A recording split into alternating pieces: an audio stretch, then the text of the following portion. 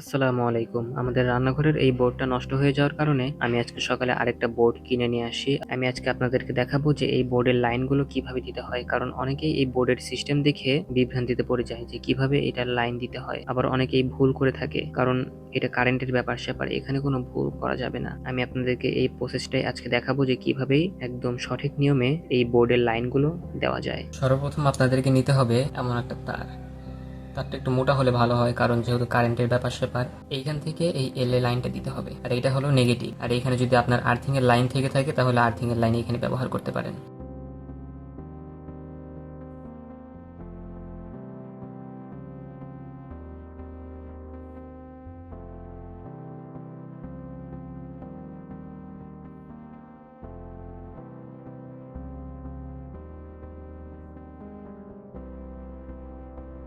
বর্তমানে আমাদের এইখানে লাইন দেওয়া শেষ। পরবর্তী স্টেপ ফলো করি, চলুন। এইখানে আমাদের আগের পুরনো বোর্ডটা খুলে নিতে হবে, যেটাতে আমাদের সমস্যা ছিল।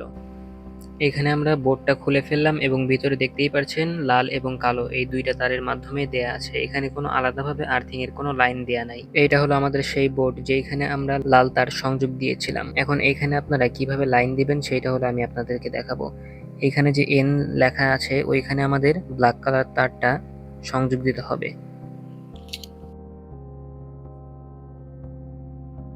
এইখানে সংযোগ দেওয়ার জন্য আরেকটা সিস্টেম আছে, এইখানে আমরা লাল তার সংযোগ দিব।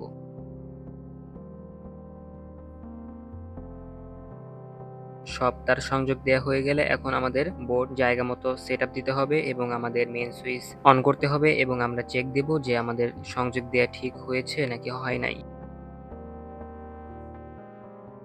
আমাদের রুমের মেন সুইচ দিয়ে আসার পরে এখন আমরা চেক দিব, সুইচটা ছাড়ার পরে দেখব যে আমাদের লাইন এসেছে নাকি আসে নাই। এই দেখুন, সম্পূর্ণরূপে আমরা সঠিকভাবে লাইনটা দিতে পেরেছি। আপনারা দেখতে পাচ্ছেন এখানে লাইটটা লাফাচ্ছে। আমি ভিডিও করতেছিলাম, ক্যামেরার মাধ্যমে এটা দেখাচ্ছিল। আসলে কিন্তু নিজের চোখে দেখা এমন হচ্ছিল না। এই ভিডিওটা থেকে যদি আপনাদের একটু উপকার হয়ে থাকে তাহলে এই ভিডিওতে একটা লাইক করবেন এবং কমেন্ট করে আপনাদের মতামত জানাবেন, যেন পরবর্তীতে আপনাদের কমেন্টের উপর ভিত্তি করে আমরা ভিডিও নিয়ে আসতে পারি। ধন্যবাদ।